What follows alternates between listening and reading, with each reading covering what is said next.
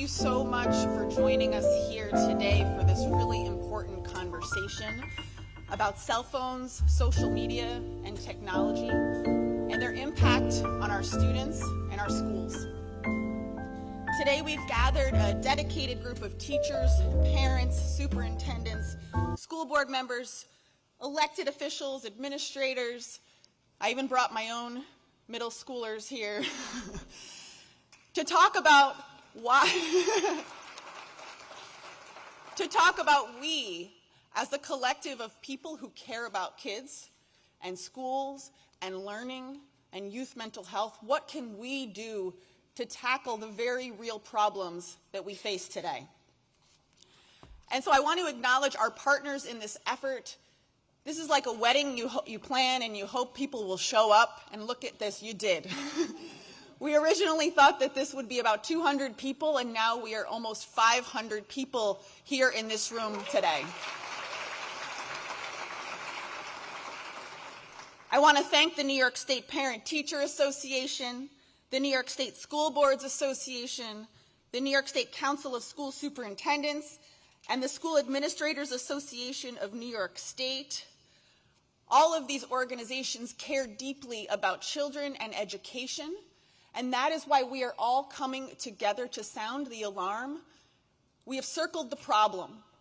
We know the challenges that we face in our classrooms every day, and we're here today to talk about potential solutions. And so I am really excited to introduce this morning our next speaker, who needs no introduction at all for many reasons, because she has been out front on this issue for over a year now. The governor and I have been tackling the issue of predatory social media companies for over a year and have successfully passed legislation to get that issue resolved. And yes, that is huge. But we cannot stop there. This nation-leading legislation that we passed here in New York State must be considered at the federal level. We also need to start to talk about the influence of cell phones in our schools. Those of us who are in schools every day see the constant use of personal electronics, so not just the phones, but also the earbuds, the watches, and the other distractions. We see the impact they are having on our students' ability to focus, their ability to connect with their fellow students, to be out here in reality, right, instead of in a virtual world, and to engage in authentic learning. So when I told the governor that many of us in schools would welcome this conversation, that we need some state leadership on this issue, she took this and ran with it. She has been around the state holding listening sessions with educators, with parents, with community to talk about how we can solve this very real problem. And she's been clear that she is willing to take any and all action despite any political resistance, because this is the right thing to do for kids. That takes bravery, it takes guts, and I'm proud that she is the governor of the state of New York. Please join me in welcoming Kathy Hochul.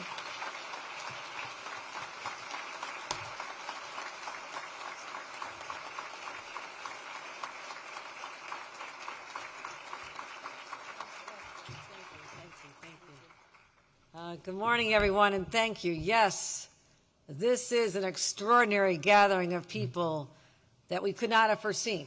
We started talking about this a year ago. A few enlightened people came forward, people like Melinda, but others were not so sure we could take on something so bold and audacious. But that's right up my alley. I like to do that. The issues that others say are too hard to tackle and move on, I say bring them on. But when I have allies like NYSUT and Melinda Person and all the others gathered here, our school board members, our PTA, our school superintendents, our districts, our principals, parents, I can say there's no stopping us. So we could not have imagined just a year ago a day like today.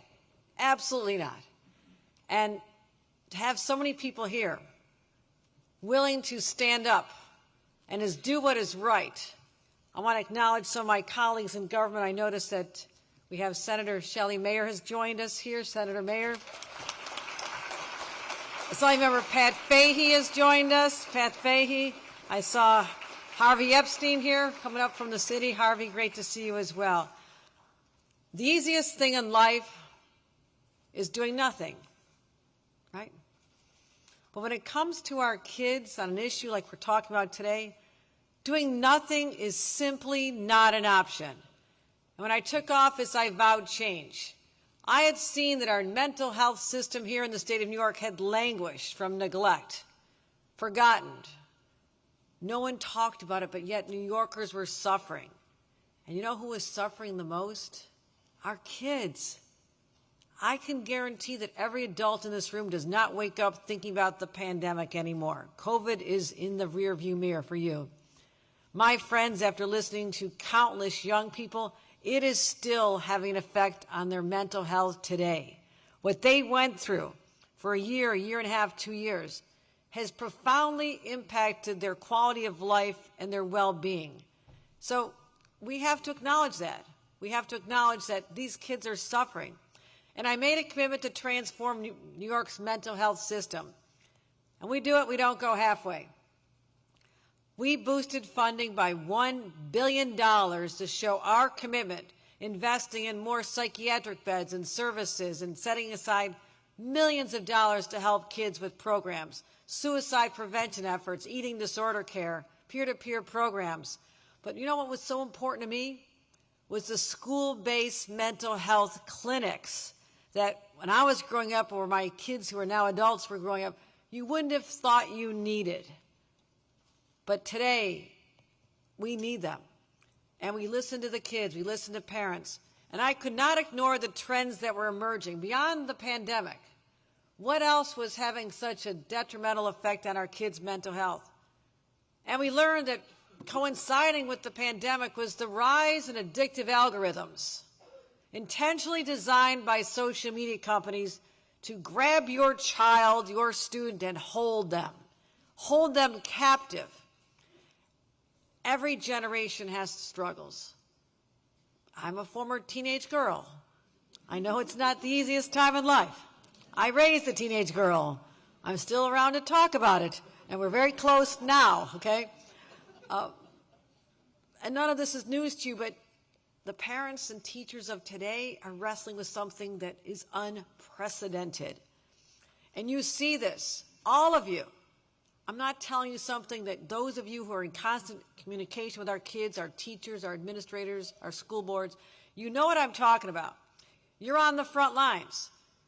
And I'm proud to stand shoulder to shoulder with NYSUT and educators to say that, first of all, we have to make sure there's sufficient funding for our schools overall. We've increased school aid. Increased by over $5 billion in 2 years, the largest funding increase in history, and fully funding foundation aid for the first time ever.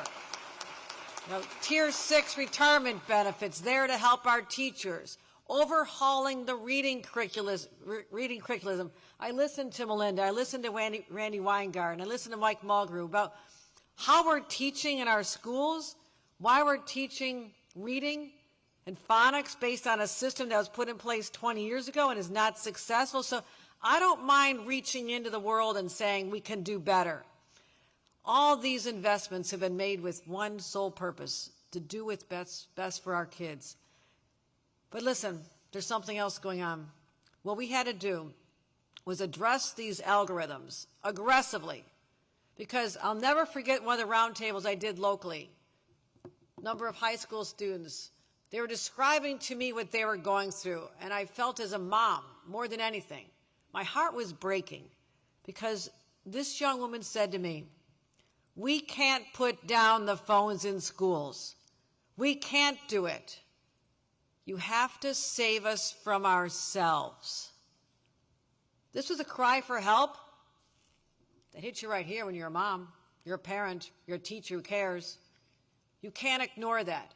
What she was referring to was the fact that she'd be ostracized, that she had to know that the kids who were talking about what she was wearing that day or what she was saying or what she was doing in school or their meeting in the lavatory, she needed to be connected because if you weren't, you were a social outcast. But just imagine a world where no one has the phone with them. No one is an outcast. No one has to worry about being bullied when they should be paying attention to their teacher in the front of the classroom. This is the world we're talking about. The anxiety, the depression, the sadness that never seems to go away. I have close family members. I'm watching them spiraling. They need help. So we took on the social media companies. Not an easy task. I'll tell you that right now, not for the faint of heart. But I said to them, with all these threats of litigation against us, you're going to lose in court. I said, get out of the courtroom and get into my conference room. We can work on this together. We don't have to be adversarial because I guarantee your corporate leadership, your CEOs, your employees also see what's going on with the product you're creating, and there must be limitations on this. Leave our children alone. Let them get some sleep at night. Don't be bombarding them 24 hours a day with messaging that they did not ask for. That's the whole nature of this. They're taking information about your child, your student, and monetizing their mental health by bombarding them with advertising and messaging over and over and over again. They can go to social media sites if they want to. They can go to support groups. They can go where they want to go. But this is about them being on the receiving end of something they did not ask for. So we changed the law. I thank our legislators. I thank Nili Rozek. I thank Anu Gennardis for two leaders being champions, stood with me and our Attorney General, Tish James. Last October, we did a press conference with our teachers and everybody. And we said, we are going to make sure that New York leads. We're going to be number one in the nation in terms of how far we're willing to go because the costs are so high if we do nothing. So, online privacy. You should not be capturing information about our kids and selling it. You should not be hitting them during nighttime hours. And parents should be able to be aware and turn off the addictive algorithms. You cannot send them this information anymore. And we got it through. The regulations being worked on, and the rest of the nation is paying attention. Look at Instagram this past week. Now, I'm not saying they went all the way. They have some more to do. But at least they took that step that everybody told me a year ago was impossible. Wait, how will we ever know whether it's someone under 18 or not? We don't have the ability to do that, so we cannot limit our activity with kids under 18. I said, really? You're tech companies. You know how to figure this out. Surprise, surprise, they figured it out. And that's what they did this week, and I need others to do that. So we're looking at this. We're looking at the Surgeon General report on how children are held captive. 3 hours is dangerous. The average is 5. I'm listening to teachers, 72% who say across the country this is a huge distraction. The teachers I met in person who said, I'm in competition. I'm trying to teach, I'm trying to engage, make eye contact, have a relationship with these kids because that's how I can create a bond. And they're not even looking at me. I'm tired of this. This is getting too hard. Those are direct quotes from teachers who want to do their jobs. We have to help them as well. So let me say this. We are doing something. We're taking on the tech giants. They're starting to come around. We need Washington to do more. You'll hear more about that. And I thank Randy Weingarten for being a national leader on this and being our champion in Washington, D.C. Thank you, Randy. Thank you. But the cell phone in schools issues, I will tell you this. This has been an evolution for me personally. My kids were in middle school during Columbine, right? This is when you have that sense of security shaken to the core that something could happen to your child when they're out of your watch, something devastating, a shooting, mass shooting. I was listening to a lot of people who thought that you need to have that connection all day long just in case something happens. And I realized my first thought was wrong. When I listened to law enforcement who said, if there is a crisis on the school grounds, there is a shooter running loose, The last thing you want happening is for your child to be looking on their cell phone, maybe videoing, sending messages, trying to go viral, and not paying attention to the adult in the room who is trained to get them to safety. All I need to hear was that from multiple members of law enforcement, and I said, you know what, you're right. And I also want our kids to grow up free from this influence throughout the day. I can't help what happens after hours. Mom and Dad, that's up to all of you. We need to do more. We need to set the example as well. Let's set the example as well. When it comes to the school day, I want our kids to be kids again. I want them to talk to each other in the hallways. I want them to yell and talk to each other in the schoolyard. I want them to communicate during lunchtime. I want them to develop the interpersonal relationships that are not occurring right now. Because I've said this many times. Our number one job is to raise adults, not raise kids. Our job is to raise adults, fully functioning adults who emerge from childhood with the social skills that they develop in school settings. They're being denied that now because the cell phone has taken over human interaction. We can stop this now. We can work with the kids who've already had to deal with the stress and the anxiety and all those pressures. We can help them. But wouldn't it be fantastic to know that their younger siblings will enter a very different world, closer to our childhoods? When you went out and kicked a ball, you talked to someone on the phone for fun, you got together, went to the movies. Your world was not taken into a device. We owe that to our kids, my friends. We owe that to them. Let's right the wrongs of the past when nobody had the courage to stand up and say, this has gone too far. We did not have leaders like Melinda Person and everybody in this room say, enough is enough. Let's let our kids have a childhood free from this interference, this disruption. I guarantee they'll be able to emerge fully functioning in technology, go to the tech jobs. All the opposition I'm hearing, I can find an answer and say, no, this is more important. So my question is this. Are you with me when it comes to saving our children right here and right now? Are you with me? Can we get this done? Do we have the political courage to stand up and do what's right? My friends, if the answer is yes, we will look back at this time and say, we finally saved the next generation of kids, and it all started in a room like this right here in Albany. Thank you very much, everyone.